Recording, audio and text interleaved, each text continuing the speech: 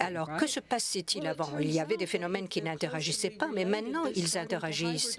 Et donc, des espèces qui sont en contact et qui ne l'étaient pas avant vont subir un processus d'hybridation. Vous avez des résultats étonnants. Par exemple, vous voyez ce grizzly qui est adapté ici à l'environnement terrestre. Ici, vous voyez qu'il est brun parce qu'il peut ainsi s'adapter à l'environnement. Il a également un museau relativement court parce que c'est un prédateur. Et l'herbe et l'ours polaire qui, lui, est adapté à des environnements froids et qui peut nager. Il est blanc, donc il peut se confondre avec la neige et la glace. Il a un museau très fin, de façon à être plus dynamique au moment de la nage. Et vous voyez que ici, ce sont des ours qui sont adaptés à la chasse pour pouvoir pêcher dans les eaux. Et vous voyez que cet ours-ci, il a des pattes qui lui permettent de nager, un petit peu comme des rames. Mais maintenant, vous avez des hybrides qui sont un mélange finalement de ces deux espèces très différenciées.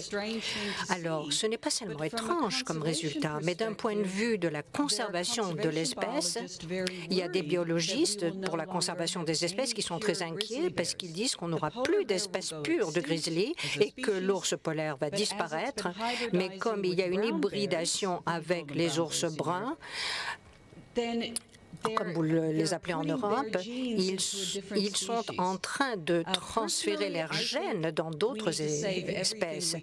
Donc, par exemple, il faut sauver ces gènes, d'accord, si on peut, mais il y a des biologistes qui sont quand même très inquiets de voir qu'il y a ces changements génétiques. Et on a justement l'extinction d'espèces qui sont une extinction causée par le changement climatique.